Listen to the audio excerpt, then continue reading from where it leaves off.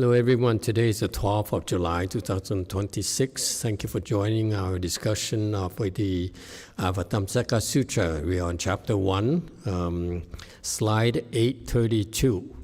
All right, let's continue the section that discusses the verse section that is spoken by the Garuda kings, heavenly kings. These are actually, Garudas are the golden winged bird, and they are spiritual beings, have a lot of spiritual powers, and they belong to the animal realm, but actually they are Mahasattvas manifesting themselves as in the animal realm to teach them, to help living beings.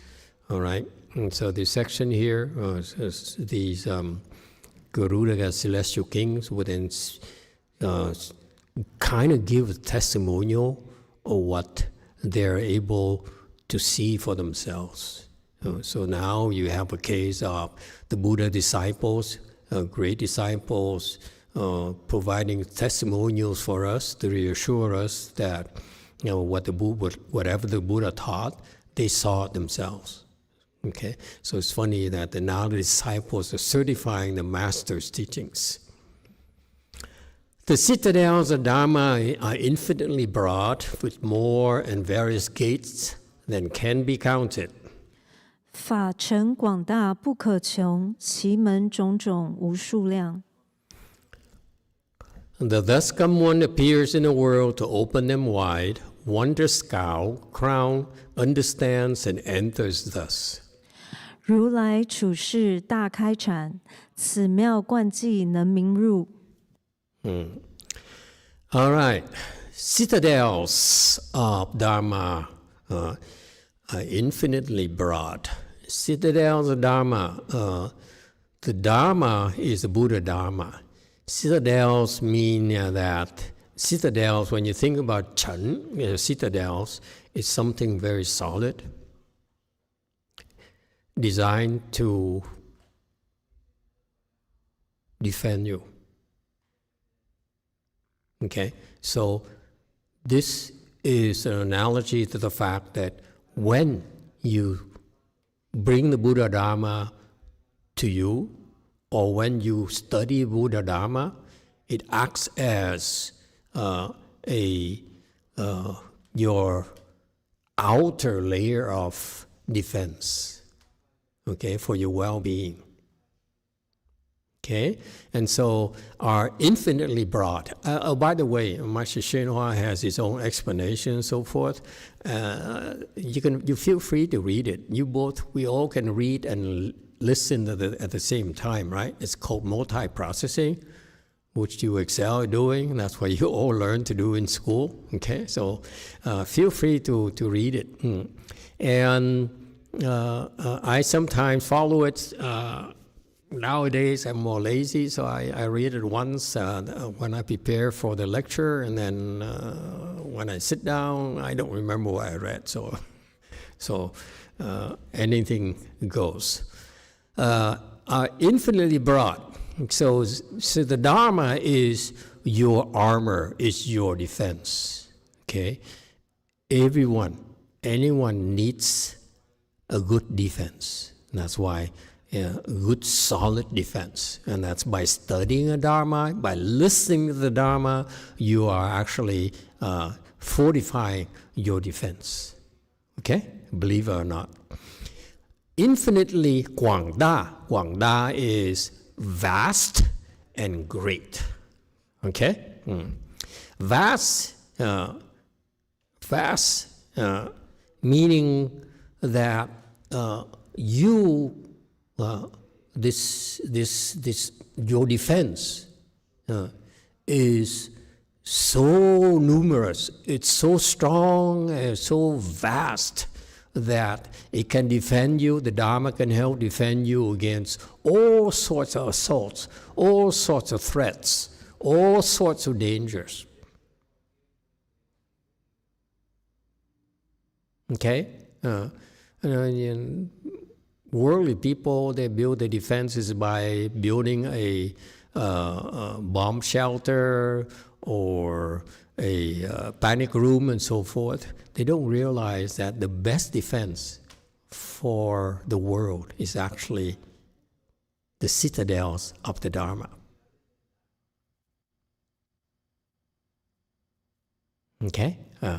And so, because the Dharma, when you involve the Dharma, you learn the Dharma, you actually have a layer of defense. It's very vast. It's diverse. It is sturdy, and it is so wonderfully powerful. And Ta is great. Ta is great, meaning that it is highly respected and revered by the wise and the powerful. Great here means as recognized by the great leaders.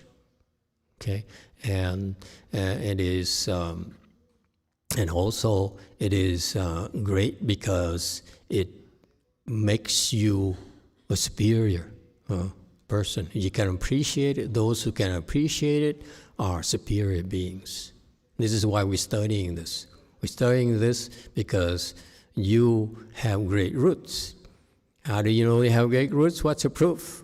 If you didn't have great roots, you would not be able to come back. Just check it out for yourself. Just in case, next week come back for a few minutes and leave. Okay? To verify you have great roots. Infinitely. Buka Chung, infinitely is so numerous that you cannot keep track. Okay? With more and various gates than can be counted. So the Buddha Dharma has so many ways of practice. At our temples, we practice the Weiyang lineage. We also, which includes a lot of various schools. Don't think it's just Chan, but it also includes Pureland, it also includes secret school, teaching school, Vinaya, and so forth. All right? So various gates means various Dharma doors, and the Buddha Dharma has so many Dharma doors that the more you study the Weiyang lineage we have, the more you realize that the Weiyang lineage has infinitely many Dharma doors. Okay? I'm not at the level infinite yet, but I'm telling you, the last 30 years or so, the more I study, the more I discover more ways of practicing, more ways of teaching. Okay? And they really are uncountable. And the thus come appears in the world, open them wide.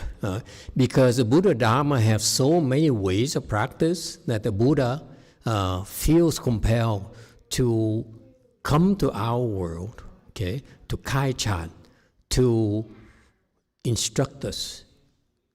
Kai-chan, Chinese, mean that open our minds. This is a problem. It's not because you are stupid or limited. It's because you yourself decide to limit your mind. Okay, this is why the Buddhas and Bodhisattvas have to come on our world to teach us, to remind us that the last thing we want to do is to confine our mind, to put limits to our mind. Wondrous cow crown understands and answers this. So this guy certifies to it. By the way, JC has a question. Go ahead, JC.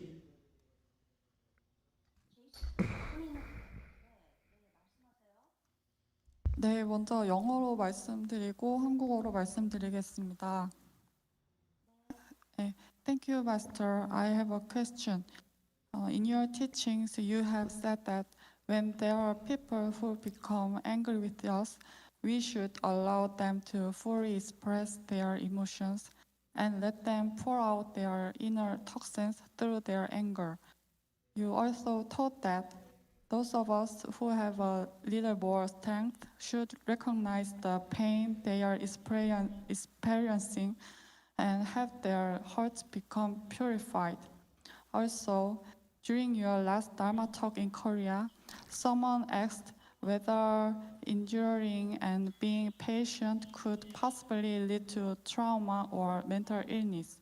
At that time, Master answered that when one endures within the temple, such a thing would not happen. My question is this: when we are outside the temple and someone pours their emotions onto us, how can we protect ourselves so that it does not become trauma or lead to mental illness? Recently at work, my superior suddenly became angry in front of other people, expressing hostility and humiliating me in a way that surprised the people around us. Even though it did not seem like something that warranted such anger. Explaining in detail whether the situation truly justified that level of anger would make the story too long, so I will leave that out. However, when another person pours their negative emotions onto me without any restraint, as long as I still have an ego, I think I inevitably get hurt by it, and to some degree it can become traumatic. Also, when I simply endure someone pouring their emotions onto me, it sometimes seems that the frequency and intensity of that behavior toward me gradually increase. Of course, I come to the temple, sit in full lotus, and attend the ceremony and listen to the Dharma talks. And though that I try to heal myself. However, unless I completely eliminate the ego, I feel that I continue to be affected, knowingly or unknowingly. In such a situation, I would like to ask how I can protect my mental health. 한국어로 말씀드리겠습니다. 감사합니다, 마스터. 질문이 있습니다. 마스터의 가르침에서 우리에게 화를 내는 이들이 있다면 그들이 마음껏 그 감정을 분출하도록 허용하고 그들이 분노를 통해 내면의 독소를 쏟아내도록 하라고 말씀하셨습니다. 그들보다 좀 더 힘이 있는 우리가 그들이 받고 있는 고통을 인지하고 그들의 마음이 정화되도록 도우라고 하셨습니다. 또한 지난 방한 법회 때 누군가 질문하길 참고 인내하면 그것이 트라우마나 정신병이 될 가능성이 없냐는 질문을 했을 때 마스터께서 절 안에서 인내할 때는 그럴 일이 없을 것이다 라고 답하셨습니다. 제 질문은 절 밖에서 우리에게 감정을 쏟아내는 사람이 있을 때 그것이 트라우마나 정신병이 되지 않도록 스스로를 어떻게 보호할 수 있는지 여쭙고 싶습니다. 최근에 회사에서 상사가 그렇게 화를 낼 일이 아닌데 다른 사람들이 놀랄 정도로 사람들이 보는 가운데 벌컥 화를 내면서 적개심을 표출하고 면박을 주는 일이 있었습니다. 설사 그것이 그 정도로 화를 낼 일이었는지 아니었는지의 구체적인 정황까지 설명하는 것은 너무 장황해서 그건 생략하고 다른 사람이 저에게 자신의 안 좋은 감정을 여과 없이 퍼부었을 때 우리는 자아가 있는 이상 그것에 상처받고 정도는 달라도 트라우마가 되는 것 같습니다. 또한 다른 사람이 감정을 퍼부었을 때 그것을 인내하다 보면 다른 사람이 저에게 감정을 퍼붓는 정도가 점점 빈도가 잦아지고 강도가 세지기도 합니다. 물론 절에 와서 결과부자하고 예불 하고 법문 들으면서 스스로를 치유하고는 있지만 자아를 아예 없애지 않는 이상 저 자신도 타격을 알게 모르게 계속 받는 것 같아서 이럴 때 정신 건강을 어떻게 지킬 수 있는지 여쭙고 싶습니다. Thank you for waiting. I'm sorry to keep you waiting for so long. I appreciate your speaking to me in English, but unfortunately, I didn't catch quite a few words. I get old and my hearing is not that good anymore. So could you repeat it or someone repeat it for me, please? I got the last part. the last part of the question is very clear. The first part is still not clear to me. So there was a teaching, she was saying you taught once in Korea that, when someone expresses emotion on you, like non-restrained emotions on you, should you take it or, try to overcome? And then you said inside the temple, if you take it, it develop to a traumatic experience. Inside the temple, you can take it. But her question is, what about outside the temple? For example, her supervisors start to yell at her. Okay.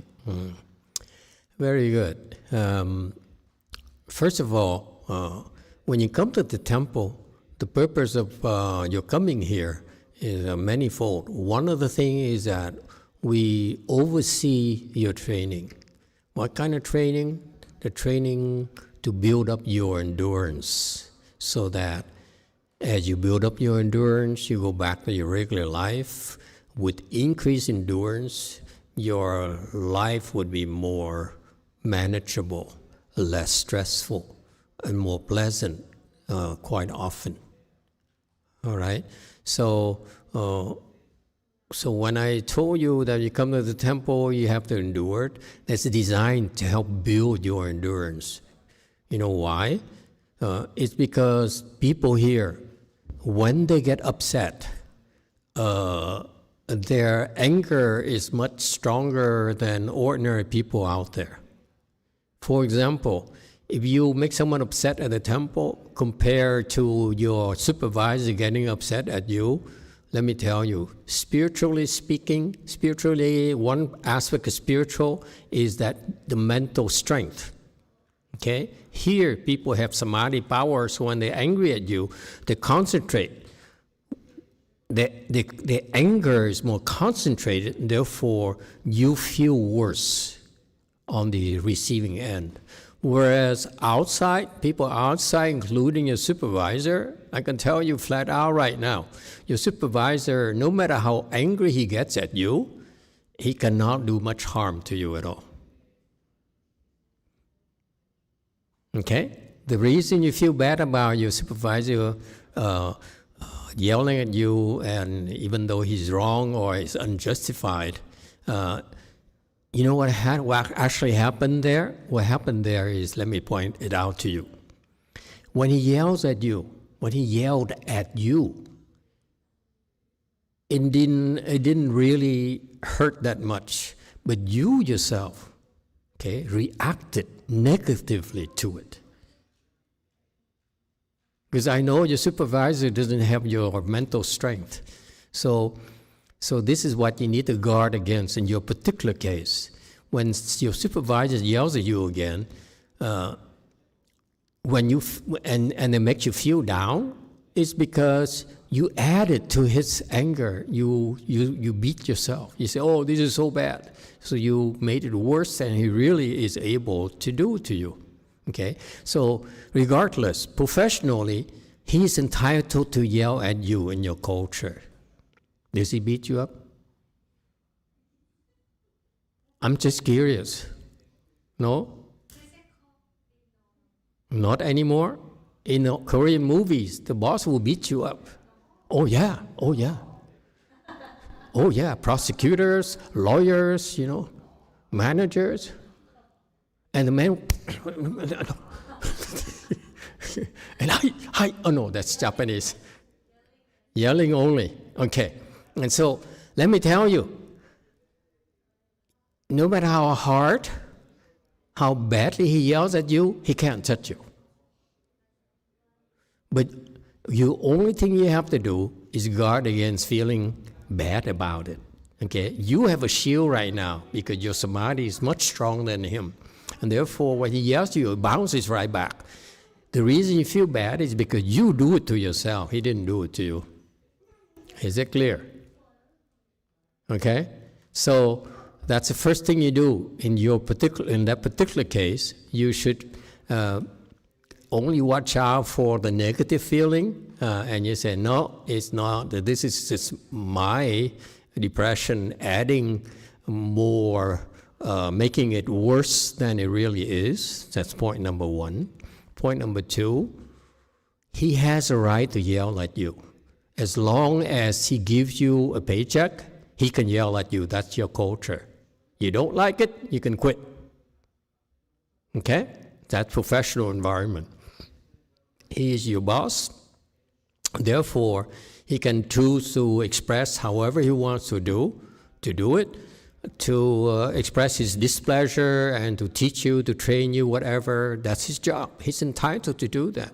You don't like it, you can quit. But if you don't quit, you just have to learn to endure it. And I'm telling you, it's not that bad. Okay? You look at both things. Number one is not that bad. Number two, second aspect is that if he yells at you, there's something there you could learn from. Okay? So that in the future, you'll be better prepared and you could avoid offending him, or number three, you could make yourself better. You know? I believe that most supervisors, most managers are there because they have something to offer to the subordinates, and something to offer to their bosses, and therefore you can learn from that. Okay? Either way. Ultimately, with your samadhi power, he can yell at you all he wants to. He cannot harm you. He cannot do much to you at all. So you don't have to worry about it. It's your depression that acts up and makes you feel bad about it. Okay, you only have to watch out for that. And when you feel bad, cross your legs until it goes away. It's that simple. Okay, but one final piece of advice: when he yells at you, be very attentive. Focus on his yelling. Okay, just look at the yelling and be extremely respectful. This is how you deal with it. You don't worry about the negative things. You don't worry about it. You just listen to him very attentively. Focus on his words. Look at his attitude. Look at him. And with all the respect you have, this is how you deal with someone yelling at you. That's how you show gratitude. This is how you show your kung fu. This is how you learn. It applies to all of you. That's being respectful. You respect a person in that position, okay? If you're respectful, you have a chance to learn. You're not respectful, you miss the point completely. All right? Hey, people will yell at you. Get used to it. Not this boss. Next boss will yell at you as well. If you don't yell at you, that's when you are in trouble. I prefer someone to yell at me every now and then. Keeps you humble. Keeps you on your toes. You cannot be comfortable. All right? At work. You should be yelled at. You should get in trouble. Keep you humble. It's not about being yelled, folks. You guys are such losers. Jesus. When they yell, you say, oh my God, it's the end of my world. No! When someone yells at you, especially your boss, your wife, for men, no men here today. Macho nacho. It's all way back. When someone yells at you, when the boss yells at you, anyone that yells at me, you know what? I was wringing my hands and, wow, this is so good. Someone dares yell at me. What does this person see that I can't see myself? You know, the only way you can see yourself when you look at yourself in the mirror, right? During the day, the only way you can see yourself clearly is you turn on the lights and look at yourself in the mirror. Now, if someone yells at you, he's telling you something about you that you cannot see. It's fantastic. I love it. And someone yells at me. I say, oh, thank you. Yell some more. Yell some more, please. You like that, okay? they will respect you in return. All right? That's how I teach you to take adversity, turn adversity into advantage. You should realize, all of you should realize that when the boss yells at you, it's a chance for you to show your dedication and your loyalty. You want to learn. He yells at you because he's unhappy about something, he's concerned about something, and he gets to the point where you get to hear it. It's fantastic. You know, you understand his soft spots. That's how I look at it. Okay? I do not. I prefer for people to yell at me occasionally, not every day, okay? That's too much. But occasionally, when they yell at me, I love it because it's like looking at myself in the mirror, okay? So welcome it, okay? And you learn from it, and you make sure that you correct the problem he's complaining to you about and that he yelled to you about, so that he has to yell at you about another problem. Then you will be okay. Okay? All right. Dharma bodies of all Buddhas are one true suchness, equal and undifferentiated. 一切诸佛一法身，真如平等无分别。The Buddha, through this power, constantly abide. King adroitly appearing everywhere speaks of this fully. 佛以此力常安住，普结现王思具言。All right. 840.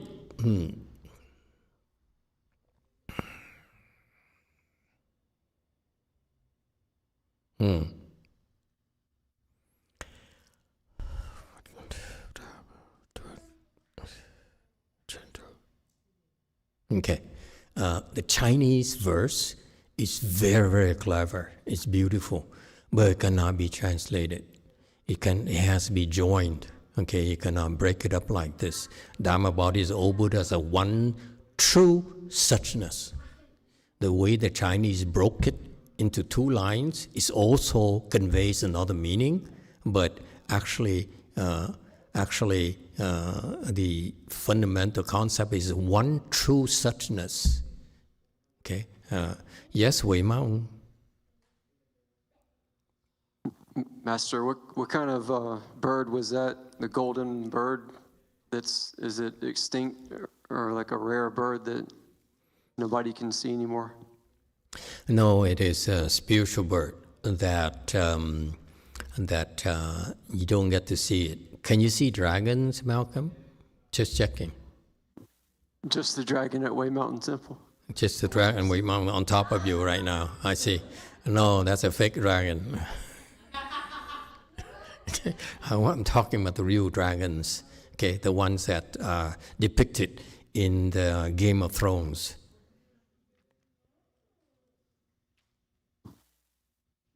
No, Master. Okay, well, Game of Thrones depiction of the dragon is very close, I think. Okay, so the dragons are spiritual beings. They can disappear, they can manifest small, they can manifest big, and so forth. This is why we can't see them. The Garuda bungbirds are the arch enemies. The bungbirds are the kind of bird that the wingspans are about, one wing is about 3 football fields, I'm told, or larger, okay? One wing is 3 football fields. And so it's very, very powerful. It's fly very fast, and it is the arch enemy of dragons. When dragon has spiritual powers. This is why the monks and nuns, when they propagate the Dharma, they need to have dragons to support them. Okay? Dragons are actually protecting the way place. When you go out, dragons also surround you. because dragons are fierce. Oh, that's dragon. Okay? Anthony, you get it? Okay? This is why we learn about dragons. It's so cool. Okay? So as you can see, the dragons are very fierce, so that the ghosts and demons, when they see dragons, they stay away. And that's why that they are very powerful Dharma protectors, and they love to show off. And so that's why when we go out, we actually are surrounded by dragons wherever we go. Like Master Hsuan-Hua, he has 10 dragons, he claims. I think more, but he's minimizing it. 10 big ones, a lot of small ones. All right, and so the dragons are that powerful. However, the pung birds are even more powerful, and they feed off the dragons. All right, so we can't see them, but in the future, in the future, a long future away from now for you, Malcolm, you will be able to see the dragons yourself and the pung birds. And you say, that's what he talked about, Master Yonghua. Now I know what he's talking about. And you would then give this testimonial and say, my teacher told me, 20,000 million lifetimes ago that there are such things as dragons and so forth. Yeah. All right. Okay. Dharma bodies are all Buddhas, one true suchness. Dharma bodies are one of the three bodies of the Buddha, meaning that a special body, which is, what is special body? The special body here is the entire universe. The Dharma body is basically the Dharma realm, or we call it Dharma realm, or we call it, or ordinary people call it the universe. That's the Dharma body, okay? Meaning everything in there you can think of, including the things you cannot think of. That's the Dharma body. So far, so good. Of all Buddhas have these Dharma bodies. All of them are just one true suchness. Okay? So this is true suchness refers to the technical jargon in Buddhism. True suchness, meaning that, just remember the name, true is not false. Suchness is the way it is. Okay? The real truth, if you will. The actual truth, if you will. The ultimate truth, if you will. It doesn't matter. That's why we call it true suchness. The truth is that way. Is such as is. Okay? And that's a beautiful way of naming the state of wisdom, the state of being. It's true like thus. It's thus true. Oh. Yes, 4. Master, can we go back to the previous slide? Yeah. When we say 一切诸佛一法身, the way I see it is like one Dharma body. There's no the Dharma bodies. That's what it says all Buddha. It's almost like has one the same Dharma body.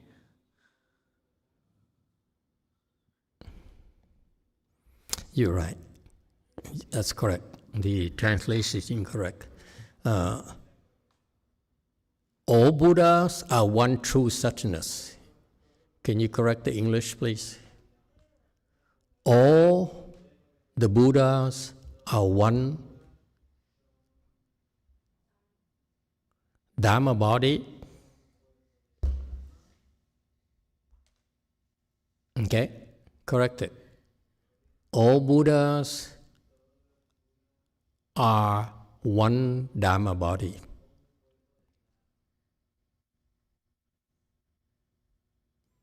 That Dhamma body is also called true suchness.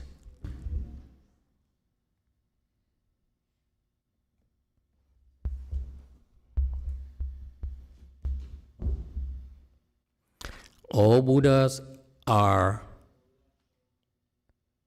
of one Dhamma body.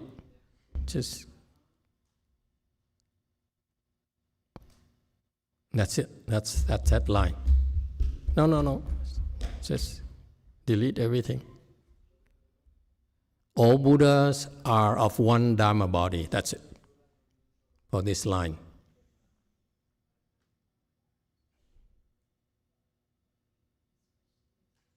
Okay. So, thank you for pointing out to me. I should have been paid attention to the Chinese. Okay. So, all the Buddhas, they share this one Dhamma body. It's that simple. Okay? All Buddhas, Medicine Master Buddha, Amitabha Buddha, Shakyamuni Buddha, they all share the same Dhamma body. All right? They're not different. This is why they don't feel compelled. They're not jealous of each other. So how come, Shakyamuni Buddha, he has so many disciples that go forth and Dharma territory when I don't have it. When he spent many of his disciples, took refuge under him through Master Yonghua, but then they didn't take refuge with me, and I have to take them to my Pureland. It's not right. They don't think like that because they are of same one Dharma body. Okay, why?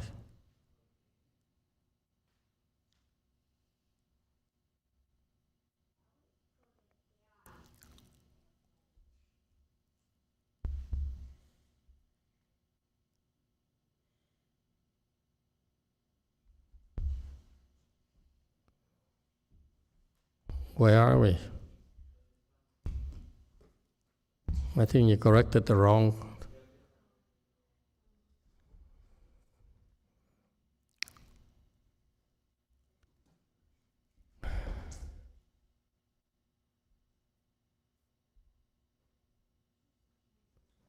Okay, and 841 is.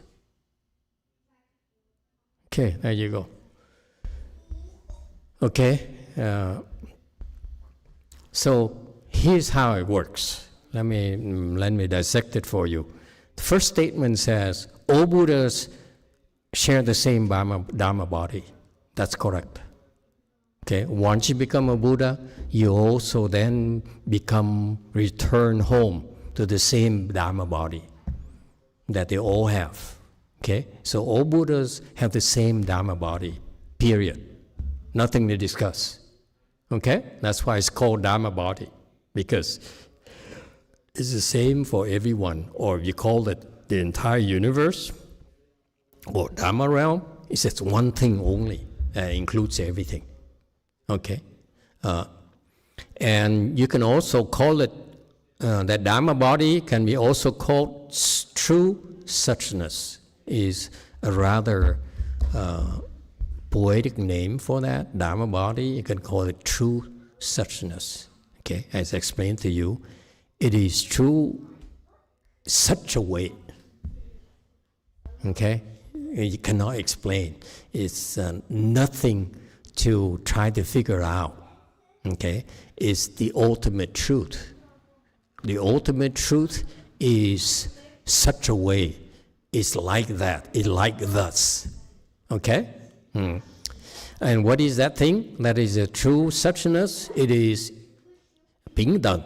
It's equal, 无分别, and undifferentiated. No distinction, no discrimination. Okay? So when you go back to the state of Buddhas, they share the same body and they're all equal. They don't think that no Buddha says, I'm better than you. Unlike us, you walk. I notice all of you, 5 of you today here at DTT. You look at each other and say, I'm better than you.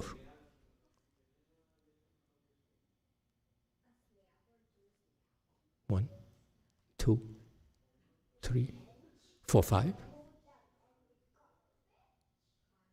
6, 7, 8, 9. All 9 of you here, present here, DTT. I know you look at each other and say, I'm better than you. And you think that we don't know? No, we know. You are so full of yourselves. Okay? Buddhas never have that thought, ever. Okay? That's why they know they're equal and there's no differentiation. Okay? It's no discrimination at all. All right? It's that simple. The Buddhas, through this power, constantly abide because they're one and the same. Okay? That's why they are always at peace and always are there. They all are that way, okay, and at peace. Is that clear? So, for example, people might say, okay, so Shakyamuni Buddha, he's dead. How can you say that he's how can you say that he's still dwelling? Okay? For your information, the Buddha is still here, but he doesn't allow us to see him. That's all there is to it. You've been naughty. That's why you cannot see the Buddha. Can you see Buddha? Anyone can see the Buddha? Naughty. Naughty. Can you see Buddha? Hey, young lady, can you see the Buddha? Can you see the Buddha? Yeah. Can you see Buddha? Sit down. Okay?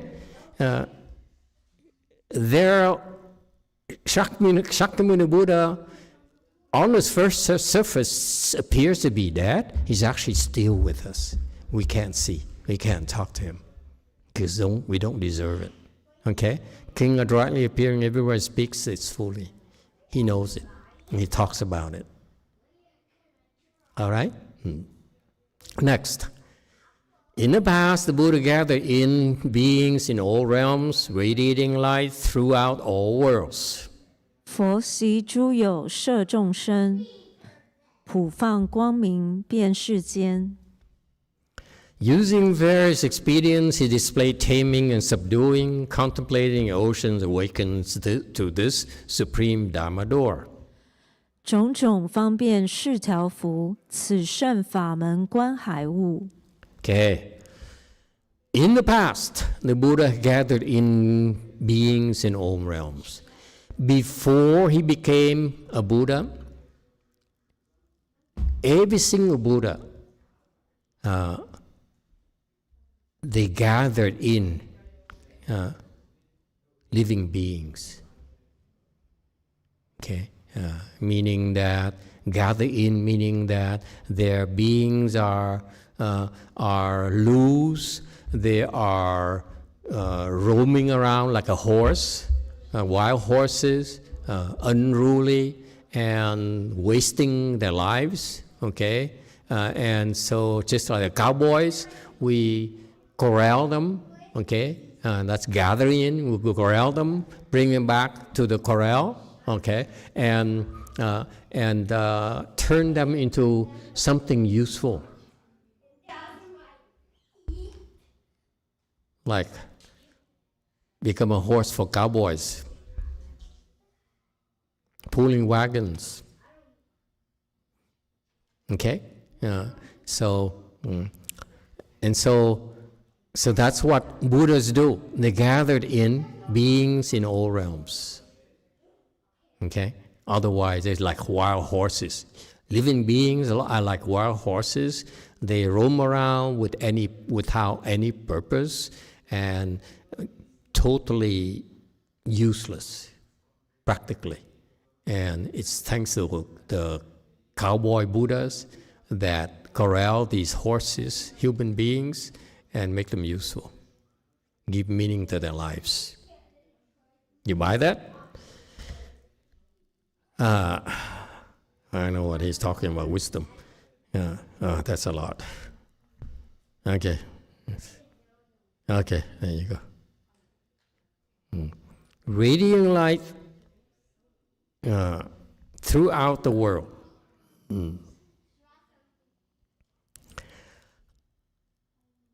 One of the ways he does to gather in living being is to radiate light all over the world.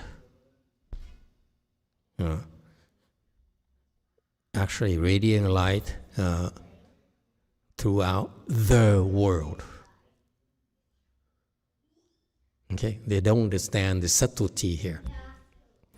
It's referred in the verses, refer to the fact that Buddhas would choose a world. Okay, they go by world, by subdivision, if you will. Okay,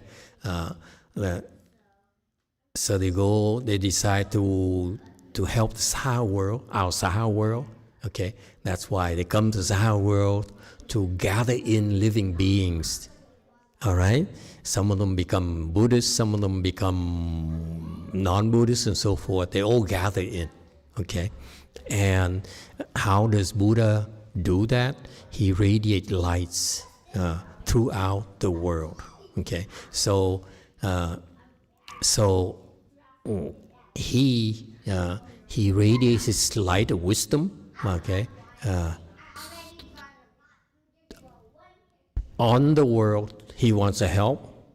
So it's not necessarily only the Saha world, but he could be doing it simultaneous as Saha world or another world, and so forth.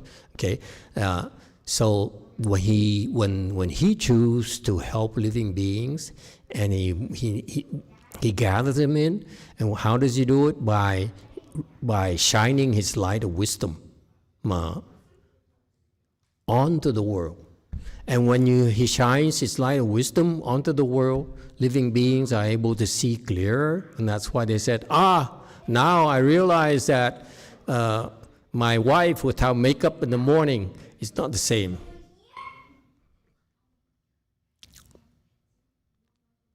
That kind of light. Okay? Using various expedients, he displayed taming and subduing. And so, first of all, what he does, in order to gather in beings, first of all, he shines his light of wisdom to make things clearer so that you can see clearer.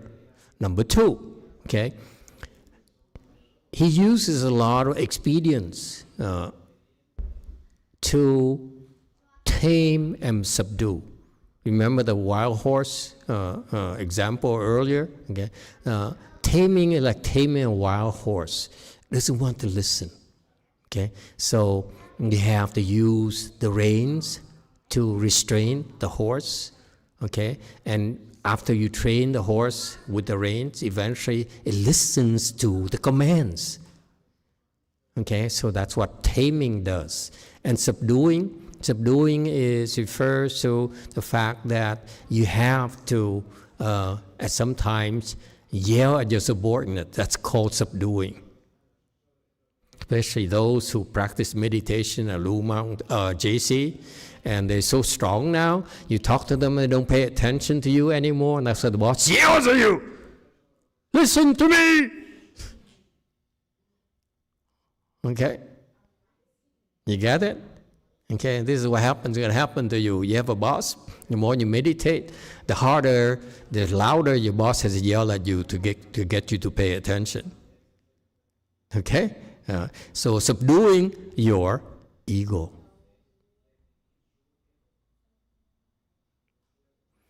Contemplating the oceans awaken to this supreme Dharma door. Any questions? It's a lot of hard work, folks. Don't think that teaching and helping living being is a piece of cake. No, it's a lot of work. It's very time consuming. It takes a lot out of you. Okay? And so imagine that this young lady here asked me from JC, said, my boss yells at me, I'm so depressed. No, that's nothing yet. It's necessary to tame and subdue that lady. The Buddha regards all lands as settled on a sea of karma. 佛观一切诸国度，悉依业海而安住。 He rains down Dharma everywhere upon it. Dragon voice is liberated thus. 普语法语于其中，龙音解脱能如是。 Okay. The Buddha regards all lands as settled on a sea of a karma. When Buddhas look at a world or Buddha land, they see that as a lot of countries, a lot of lands that are settled on a sea of karma. What it means is that all the worlds that are created in this universe, okay, they came about because of the combined forces of our collective karmas.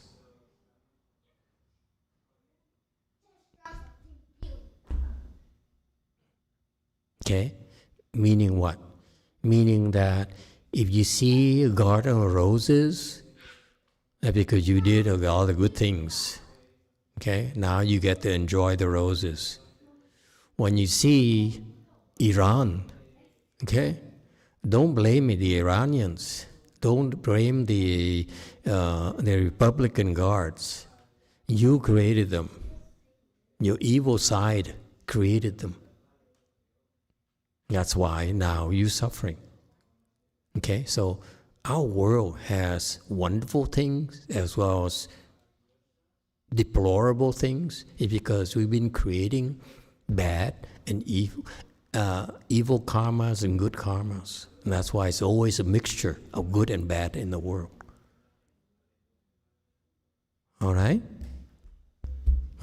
So, and that mixture of good and bad karmas, as numerous as a sea.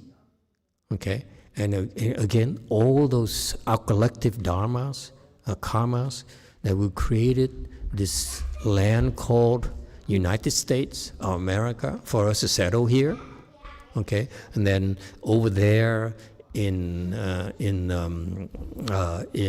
another continent, the country happened. The country was petitioned, certain countries petitioned because of the collective karmas of its citizens, and also of us as well. Okay, so the world was created, is created, and will be created by our collective karmas. Is it clear? That's how it is. That's why we all intertwined.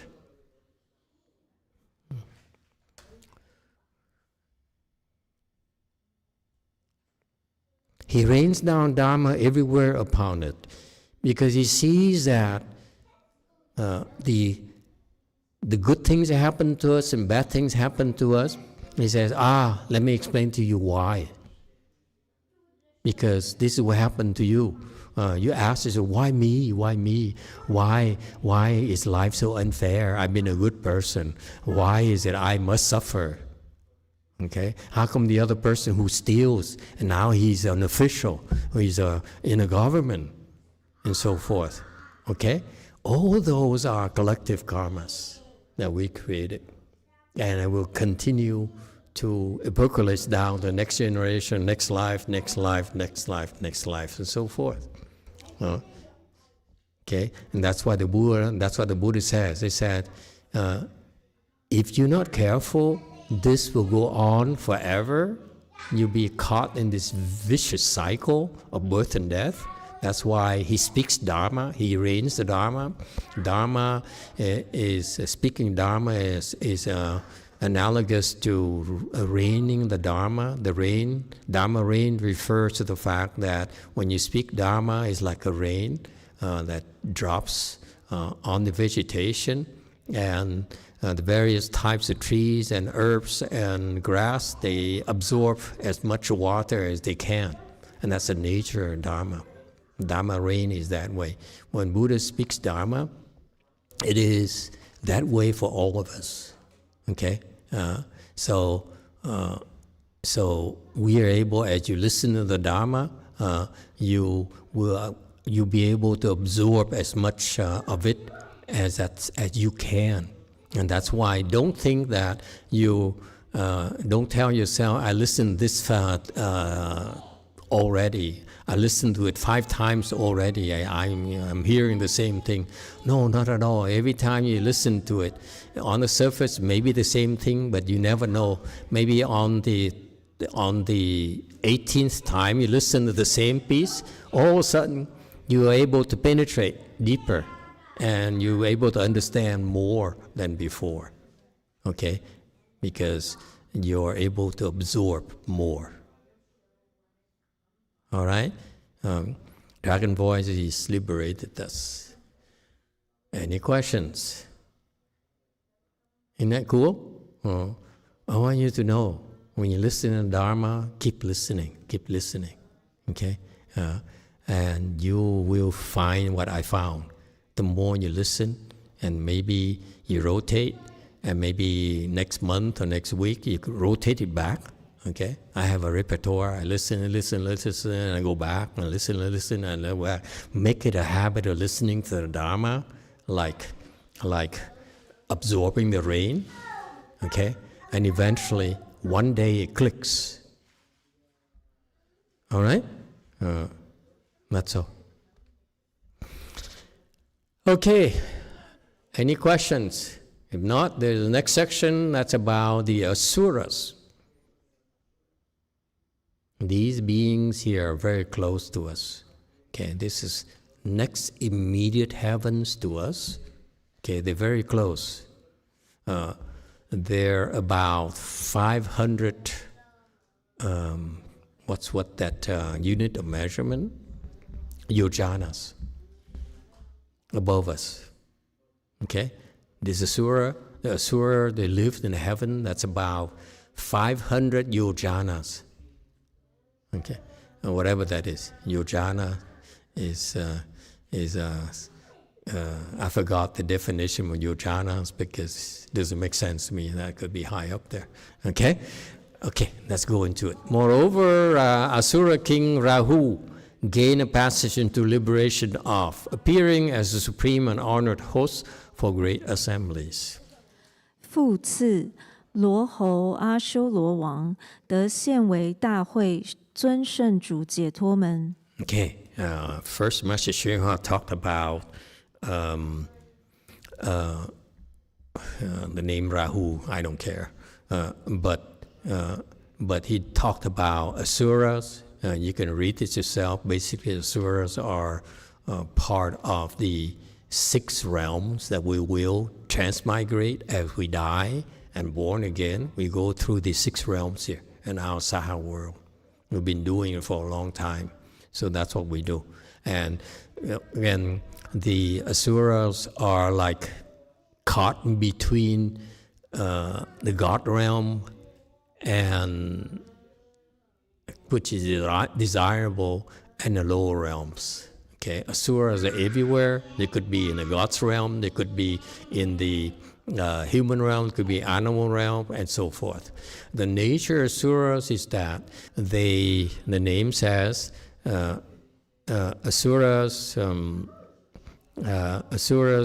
are non-God. Okay, they have the blessings to go up there, enjoy the heavenly blessings. Okay, up there we need a lot of blessings to be up in the heavens, to be born up there. However, they don't have the virtue to be in heaven. What does it mean not having the virtue? It's a very important concept, folks. What does it mean they have the blessing but not the virtues to be in the heavens? It's amazing. I'm just amazing. How come no one ever asked Master Shinhua this? I have to ask myself. Yes, because most of you are Asians. Well, I guess the same as a person has a lot of blessing but no virtue, right? You have blessings, so you deserve many things, but you're not behaving properly and not taking the laws for others. So you shouldn't be a citizen of the heaven. So basically, that's correct. Let me spell it out for you. You may be able to afford to buy an airplane to go up there, okay? But they don't want you there because you're not a good person. Practically, you're not good enough. You may have the money, you may have the wealth, you may have access, but you cannot stay. For you to belong to the heavens, you need to have a certain level of goodness. That's what they call virtue. Virtue is goodness. Virtue is accrued by goodness. Okay? Another word. Okay, so it's not just the heavens, folks. Same thing here. In our small community, you may have the blessing to come here, but if you don't have enough virtue, you cannot stay. And I say good riddance. Okay? I allow some contamination, but not everyone can just feel free to come and contaminate us. Some are here to contaminate you for your training, for your cultivation. But when you're not useful anymore, you're not, because you lack of virtues, you have to go. Another translation of Asura is without wine. These Asuras love wine. And without wine, you know how it is for people who are alcoholics, don't have alcohol, they lack wine, they bitch and moan constantly. You know anyone like that? XY,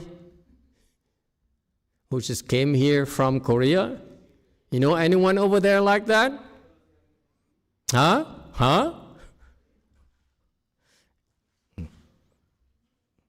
Here we have some too. Okay? Another translation of Asura is ugly. Not good looking. Ugly. It's so ugly. See, he listened to Dharma too. Look at that. Anthony, he listened to the Dharma lecture, Sutra lecture. He is so ugly.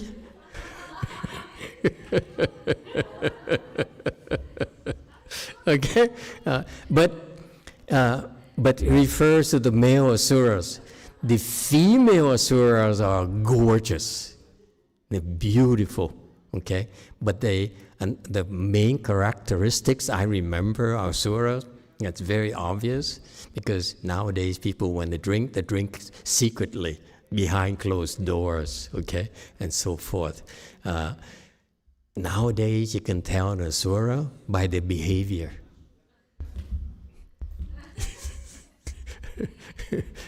Always picking a fight. Always. Yeah. They love to provoke you. They love it when you are upset. Okay? And they like to escalate. And that's Asura for you. Know anyone like that? Male, female, children? That's Asura characteristics. Pick a fight, they say, oh, I like this.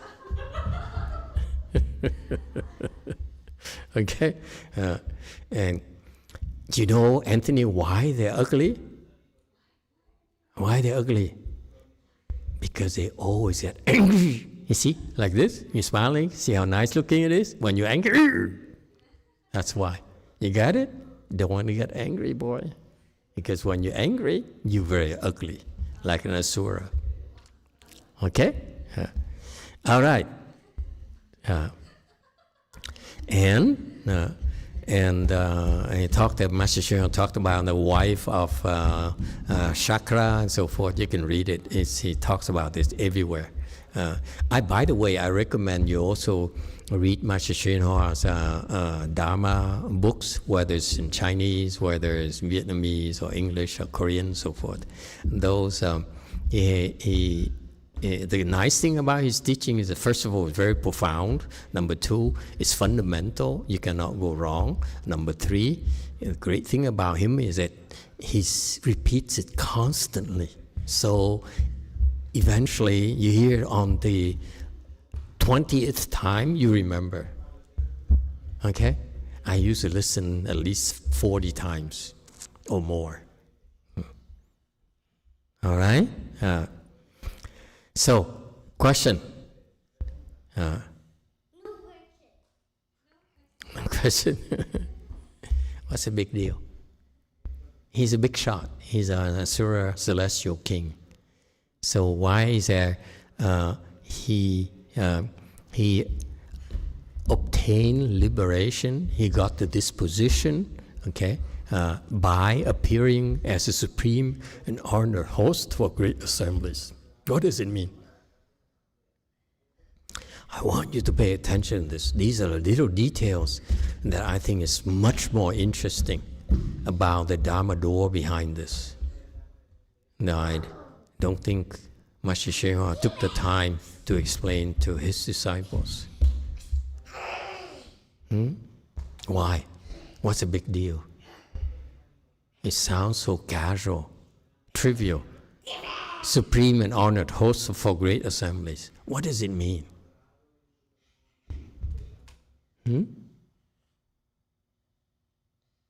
This is very serious business, folks. Yes, four. I guess he helps others cultivate and get enlightened. He supports the assembly. Yeah, it's vanilla. I help people cultivate. Anyone else? What's the big deal? Read it carefully. Appearing as the supreme and honored host for great assemblies.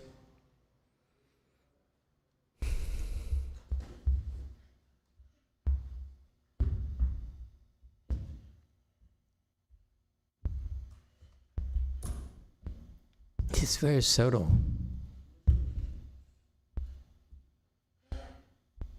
See, you take so many things for granted. Things are given to you, not like, oh, okay, can I have some more?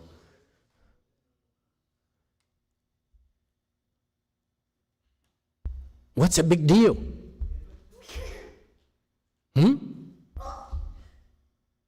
This is a very big shot. And he got there because he appeared as supreme and honored host for great assemblies. What's going on here? Anyone?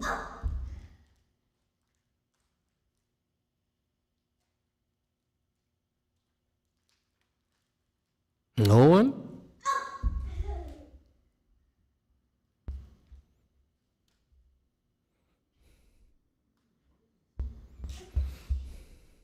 You need more time, or you want me to tell you, give you the solution, the answer?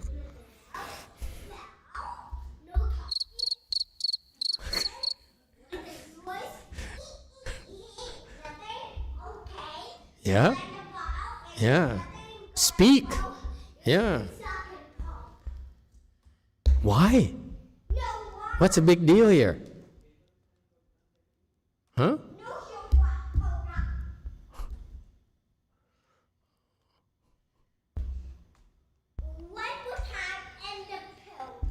You want to surrender? You want to give up? And say, Master, please explain to us, because we cannot figure it out.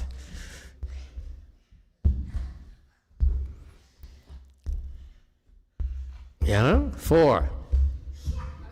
I'll try again. Great assemblies means he hosts many of them.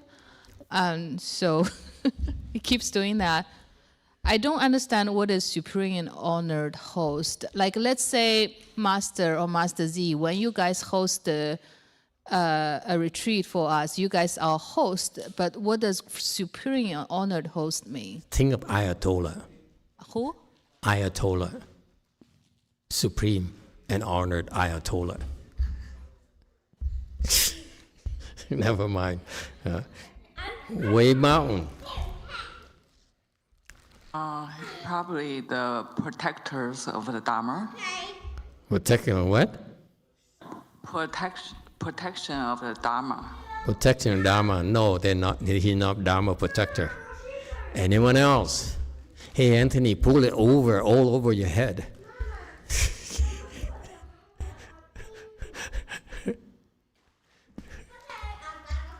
Okay. Yeah.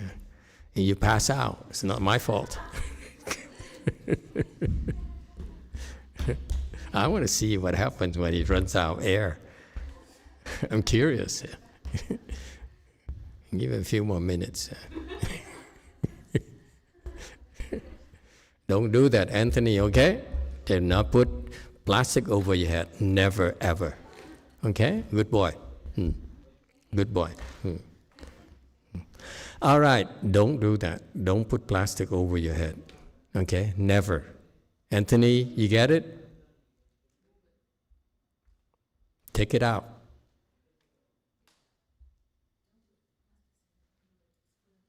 No, that's not okay. You don't play this way, okay? You can play a lot of things, but not this way. Anyone? What's the big deal? Speak. Go ahead, Wei Mountain. 그는 덕이 높고 크고 높아서 그 큰 회상에 모인 대중들을 이끌고 돌볼 수 있습니다. So because of his virtue is high and wide, and he's able to lead and take care the great assembly. Not bad. Anyone else? Remember, he got to this position. He became a Mahasattva. That's what it means to gain a passage into liberation. He reached his level of high enlightenment, okay? And so high that he became an Asura celestial king by appearing as a supreme and honored host for great assemblies. That's his Dharma door. What is it? What's the big deal about this? You think he would should be reciting 4 2 hands and eyes? No.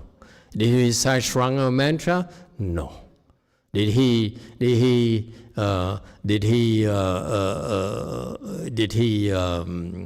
make offering to countless Buddhas? No. He chose to appear as the supreme and honored host for great assemblies. Let me give it to you. Yes, 4. Final guess. One last try. When a lot of assembly have hosts, but when you have supreme and honored host, you elevate the whole assembly with different level of Dharma. Anthony, stop. With different level of Dharma protection and support from Bodhisattva and Buddha. Okay, Wei Mountain.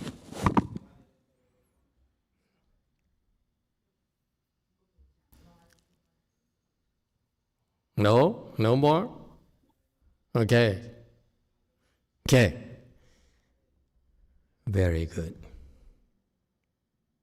This is to point out to you the supreme blessings of great assemblies. You go, when you have great assemblies, a lot of wonderful things happen there, and some people would become celestial king, become a Mahasattva, because through that Dharma called great assemblies. It's not a casual thing, folks. It's a superior Dharma door. Is that clear? Don't think that. Don't walk out there and say, today I got, we practice 4 2 hands and eye. This is the supreme Dharma door. I practice 4 2 Shrangama mantra. This is the supreme Dharma doors. No mantra more powerful than this. Yeah, I know the mantra more powerful than this, but the results are not as big as acting as the supreme and order host for great assemblies. Right here, you learned right here in the Avatamsaka Sutra. Is that clear? So don't be deluded in thinking that we're the best and so forth. No, there are many, many Dharma doors. We're studying this sutra to remind you to learn about how these people got there. Okay, and this guy here, this celestial king here, got there. This venerable celestial king got there by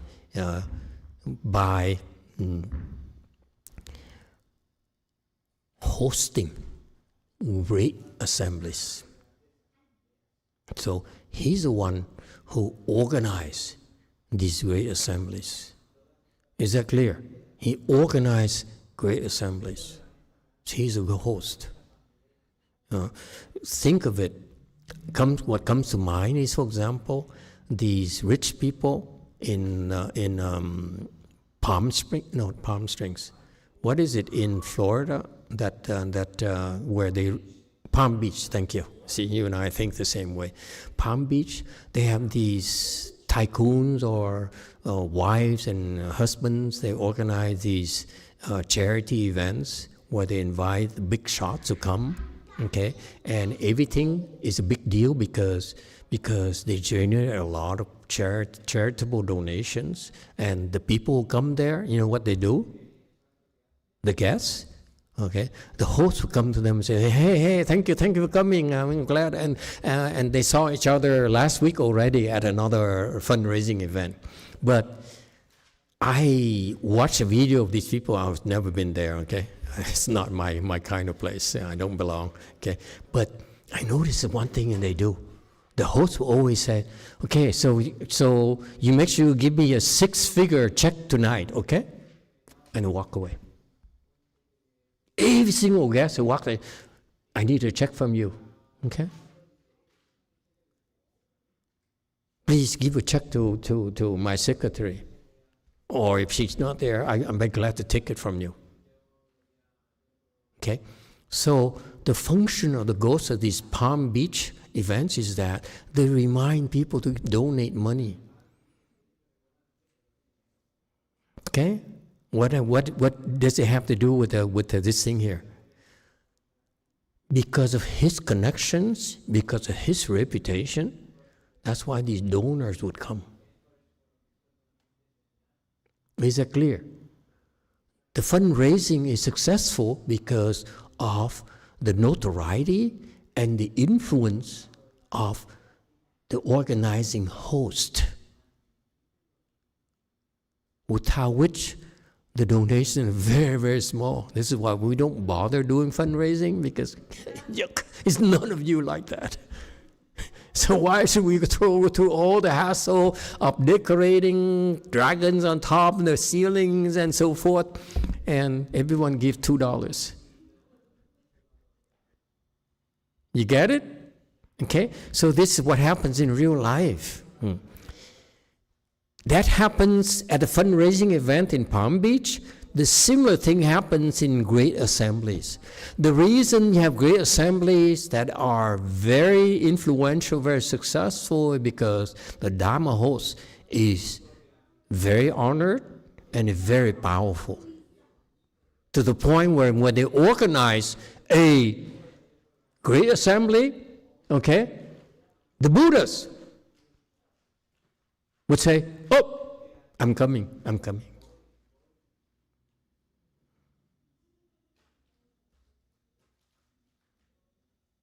You're not talking about peers here. You're not talking about Mahasattvas coming here. No, it's supreme and honored, meaning honored by the Buddha, mind you. I know you wonder, how come Master knows so much? Let me tell you my secret. YouTube videos. Palm Beach fundraising.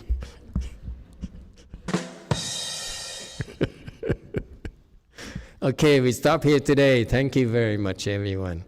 Have a nice week.